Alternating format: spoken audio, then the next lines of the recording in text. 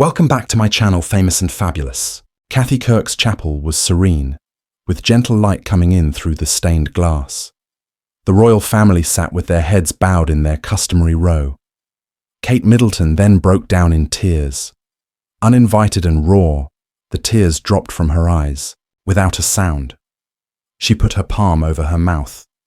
Prince Louis leaned near to her. He put his little hand on hers. Whatever he had spoken had caused something to shatter. William turned in surprise. Queen Camilla moved slightly. Charles stopped. The boy's gentle comments will soon take on a very different meaning. Millions would be inspired by them. Kate Middleton had a sense of peace during the lengthy journey through the Scottish countryside that she hadn't experienced in months. In contrast to the verdant slopes, Balmoral Castle stood majestically and in grey. It had always served as a resting place. However, everything felt different this time. Since the diagnosis, the operation, and the words no mother wants to hear, it was her first time returning. In Prince William's, she exited the vehicle carefully while holding Prince William's in one hand. Louis's shoulder was gently occupied by the other. The kids remained near each other, particularly her youngest. Their little bodies were silent with alertness. Louis stopped running in the direction of the trees. He walked next to her, frequently looking up to see how she was feeling. When she could, Kate grinned. She stopped at the estate's well-known spots. Recollections pushed close, riverside picnics. In the garden, there is laughter. Lengthy strolls prior to everything changing. The castle was toasty inside. Employees greeted them with pleasant looks and courteous bows. William assisted her in putting on her coat. Louis stayed after Charlotte and George hurried upstairs to select their rooms. He remained silent. He simply put his little hand within hers and squeezed. Startled, Kate looked down. After a prolonged minute of staring into her eyes, he turned to go while muttering something to himself. She didn't recognize the hymn. Kate's heart was heavy as she stood motionless in the foyer.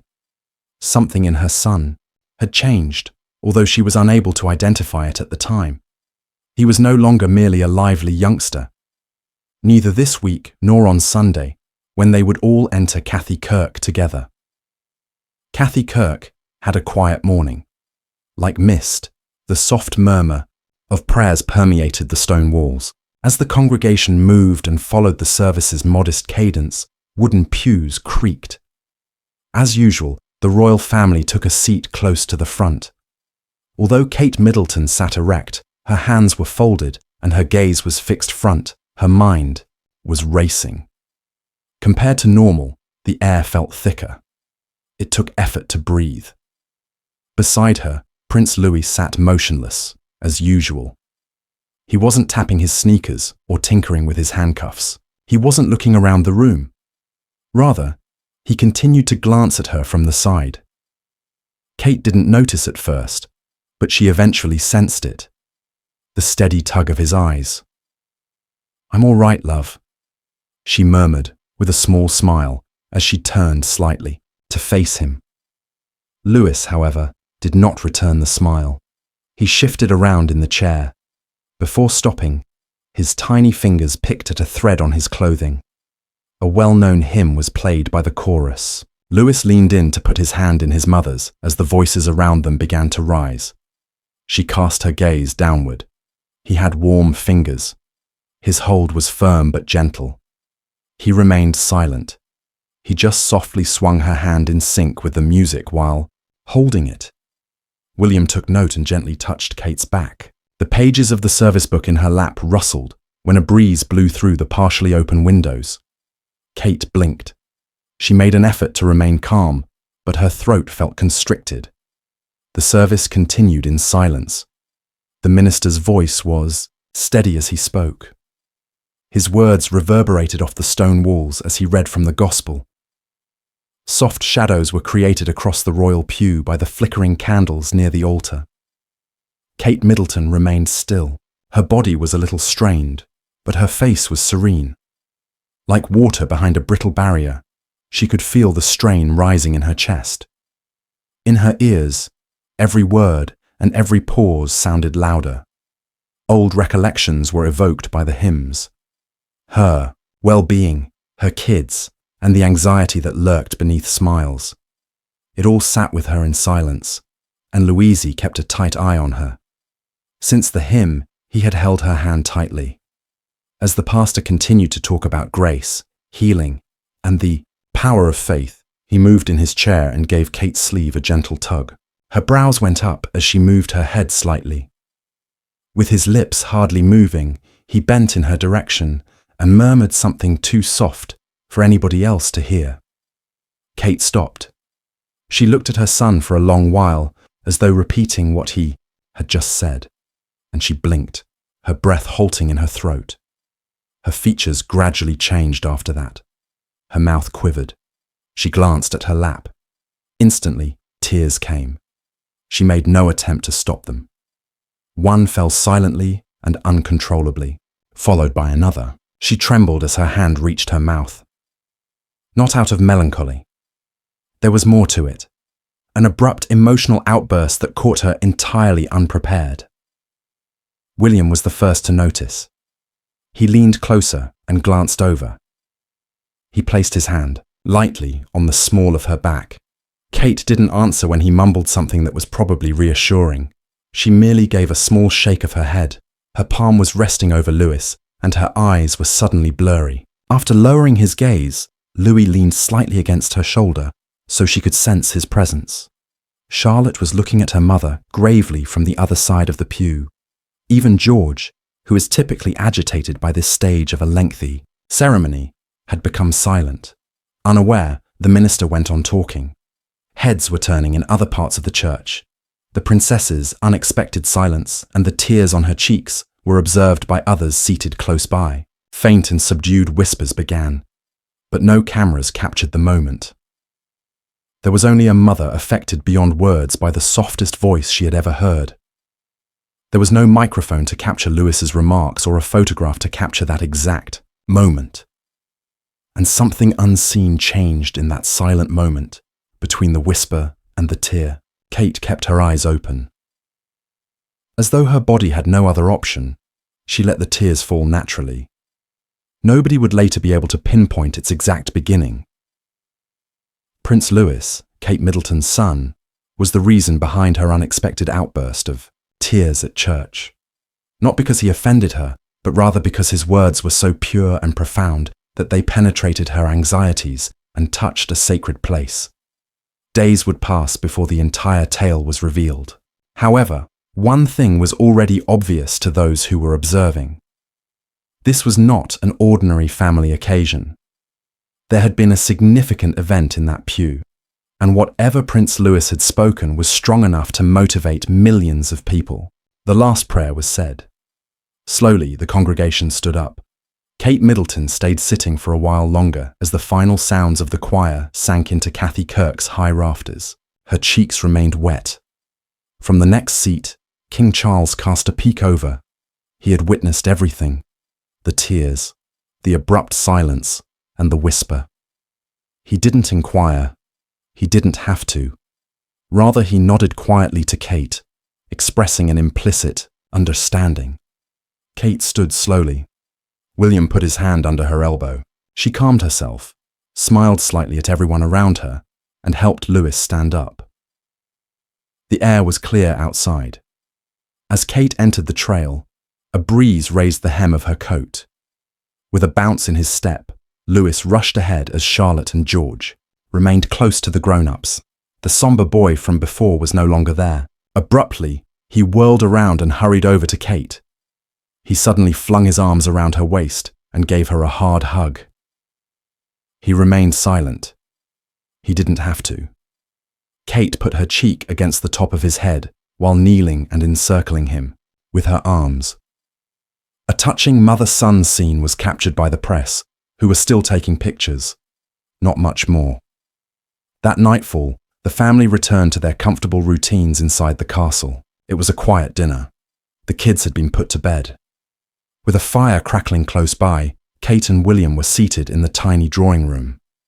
He turned to face her, his eyes full of interest and worry. Gently, he said, "What did he say?" Kate took a while to respond. She held a warm cup of tea in her hands while gazing at the flames. "I'll never forget what he said," she added. The words were not said aloud by her. Not quite yet. However, the recollection remained with her, delicately etched into her soul, and the world would soon learn as well, as her son's touching remarks went beyond just consolation. Millions would be inspired by them. In response to several pressy questions concerning Kate's tears at church, the palace released a brief statement. Hours later, the quote became widely shared. News outlets played it again in a respectful manner. Whole chunks of morning broadcasts were devoted to the topic. Messages of love, optimism, and appreciation flooded social media. "Mom, he's fixing you inside," Jesus said. The word has a profound effect on individuals. Uncomplicated, innocent faith in the face of sickness. Those few words seemed like a prayer in a noisy world. The palace gates were inundated with letters, children's handwritten notes, lengthy emails from people who have survived cancer, mothers' messages after crying by themselves in hospitals, messages from complete strangers who only needed to have faith in the possibility of healing. Kate Middleton was searching for a scarf when she unzipped her overnight travel luggage 2 days after the church ceremony. She discovered a piece of paper, not folded, lying there as though it belonged there, sandwiched between her book and a folded cardigan. Thick crayon strokes were used to create the drawing. She stopped and grinned. She had long brown hair, a pink frock, a crown of stars floating over her head, and was captured in a child's hand. She had blue, wide eyes. She was grinning. There were rays or sparkles of yellow light behind her. A young child with golden brown hair was standing next to her, clutching her hand. Louis. The two of them were standing under a starry sky. "You're going to glitter again," he had scribbled at the bottom in crooked characters. Kate's heart was stuck in her throat as she perched on the bed's edge. She gently touched the paper with her fingers, being cautious not to dirty it. It wasn't just a cute drawing. It was more than a child's fantasy. There was a message. She hadn't disclosed to Louise how exhausted she had been, or how many evenings she had spent staring into the night, questioning whether she would ever feel like herself again, but he knew somehow. She tucked the drawing into her diary's inside pocket that evening. Before going to bed, she pressed it between her palms in a prayerful gesture. She followed suit the following evening. She kept thinking about the drawing's shine. Kate came to a decision before the end of the week. A phone call was made first, followed by another. She opened her notepad, jotted down some notes, and created a brief kid-friendly piece that was motivated by her son. Lewis had showed her something in addition to saying the appropriate thing, and that spark was on the verge of igniting. Kate. Middleton stayed quiet and occupied, while everyone else was still talking about Prince Louis's touching remarks. She had secretly started a new project behind the scenes. She started in a tiny room inside Balmoral, setting up a table by the window with coloured pencils, paper, and a whiteboard with names and ideas written on it. There was no press, no photographer, just a purpose. She had contacted a small number of advisors while maintaining absolute discretion. Her concept was straightforward, but effective. An art project for kids that targets young patients in pediatric cancer units. Children may express fear, hope, joy, or anything in between there, just like Louis did. It would be a secure, creative space for drawing-based rehabilitation. The project didn't yet have a name, a logo, or a deadline. Kate, however, was totally committed. She examined art therapy research, went over family letters, and questioned hospitals about their approaches to helping kids who had lost their spark. She became more determined after learning everything. She went back to her small table every night after the kids had gone to sleep. She worked by lamplight and had a cup of tea.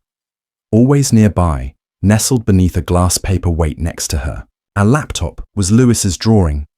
She occasionally stopped to simply gaze at it, the stars over her head. "You're going to glitter again."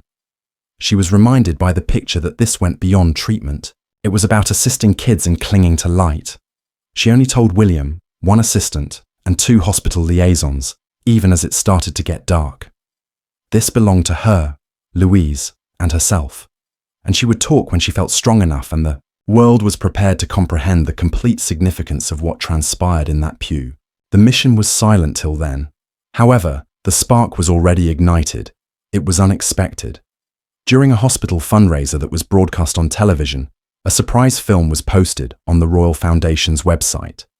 In the image, Kate Middleton was seen sitting in a dimly lit room, dressed simply in a pale blue top. She had her hair pulled back, just her name, Catherine, with no titles or hoopla. The broadcaster presented it as the Princess of Wales' message of hope. The video started. Kate gazed into the camera with composure but obvious emotion. "Over the past few weeks, I've received a ton of letters," she said. "Many of you have inquired about Prince Louis's whispers to me, and the time I started crying, in church." She stopped and inhaled. "Mom, Jesus said you're not just sick," he added. "He gave you lioness strength." On camera, her eyes brimmed once again. "It changed something in me at that moment," she replied quietly. "I had been trying to remain strong for everyone while carrying fear. However, Louis's remarks brought to mind a strength I was unaware I still possessed. They turned out to be my pivotal moment. Louis's drawing, now framed, was visible on the table behind her. Kate revealed that a new program for young cancer patients that emphasizes creativity, bravery, and creative healing was sparked by the artwork. "I hope it becomes many," she added, adding that it began with a single small voice. "Thank you to every family that has walked this journey," she said simply. "You are also a lion-hearted person."